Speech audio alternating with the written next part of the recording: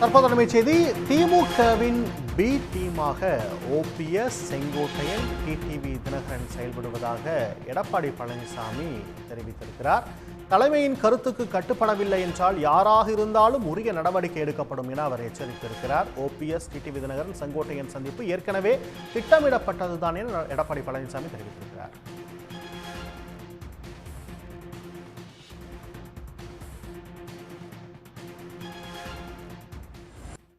அதிமுகவில் இருக்கின்ற பொழுதே குழி பறிச்ச காரணத்தினால தான் நாங்கள் வெற்றி வாய்ப்பு இழந்துட்டோம். இப்படிப்பட்ட துரோகிகள் அதிமுகவில் இருந்த காரணத்தினால தான் எங்களை 2021 ஆட்சிக்கு வர முடியல. புரியுதுங்களா? இவர் 2 நாளைக்கு முந்தைய என்ன சொன்னார் ஓபிஎஸ்? இவரே அதிமுக கட்சிக்கார், இவரே ஒருங்கிணைக்கின்றவர். உண்மையான அனைத்து இந்திய அண்ணா திராவிட முன்னேற்ற கழகத்தை மனசுலேருந்து இந்த வார்த்தை வராது. 2 நாளைக்கு முந்தைய சொன்னார்ல, திமுக ஆட்சிக்கு வரும்னு சொன்னார். இவர் எப்படி போய் ஒன்றாக இணைய முடியும்? இதெல்லாம் திமுகவுடைய பி டீமாக இருந்து செயல்படும். அதெல்லாம் இன்னைக்கு தயக்கம்லாம் இல்லையா? இனிமேல் தானே இருக்கும். ஏற்கனவே நாங்கள் பதவியெல்லாம் அதாவது பாருங்க, அதிமுகவை பொறுத்த வரைக்கும் யார் துரோகம் செஞ்சாலும் சரி, தலைமைக்கு உடைய கருத்தை அவர்கள் முழுமையாக கடைபிடிக்காவிட்டால் யாராக இருந்தாலும் உரிய நடவடிக்கை எடுக்கப்படும். அந்த நடவடிக்கை எடுத்துக்கிட்டு இருக்கும். அனைத்து இந்திய அண்ணா திராவிட முன்னேற்ற கழகத்தை பிடிக்க எத்தனை எட்டப்பர்கள், எத்தனை துரோகிகள் வந்தாலும் வீழ்த்த முடியாது. இது எங்கள் பகுதியில் இருக்குது உண்மையான அனைத்து இந்திய அண்ணா திராவிட முன்னேற்ற கழகம்.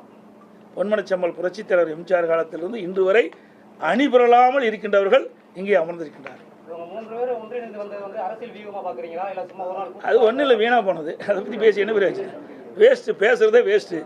கால நேரம் தான் வீண். எதுக்கு பலவீனம் ஆகுது? எப்படி பலவீனம் ஆகும்? யார் நீங்கள் சொல்லலாம் சவுத்தில் பலவீனம் யார் சொன்னது? அதெல்லாம் நீங்களாக ஒரு கற்பனை கண்டி பேசாதீங்க. மக்களுடைய மனது தான், மக்கள் தான். சொங்காட்டையெல்லாம் அப்படி இருக்க எடுத்து நாங்கள் ஜெயிக்க முடியல. அந்தியூரில் ஏன் ஜெயிக்க முடியல? அதெல்லாம் அதிமுக கோட்டைங்க. சேவலையே ஜெயிச்சது அதிமுக.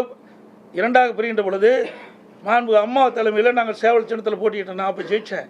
அப்போது அதிமுக சார்பாக பெரியசாமி என்ற ஒரு எம்எல்ஏ வெற்றி பெற்றார். தனியாக இருக்கும்போது அப்படிப்பட்ட இதில் 1020 ஓட்டில் தோற்றோம்.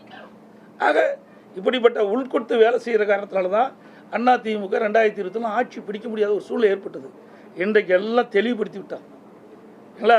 பயிர் செழித்து வர வேண்டும், அதில் இருக்கிற களைகளை எடுக்க வேண்டும். களையில் எடுக்கப்பட்டது, பயிர் செழித்து வளரும், நல்ல விளைச்சல் கொடுக்கும். அதிமுக அடுத்த ஆட்சி அமைக்கும். உடனுக்குடன் செய்திகளை தெரிந்து கொள்ள சன் நியூஸ் பெல் ஐகானை கிளிக் பண்ணுங்க.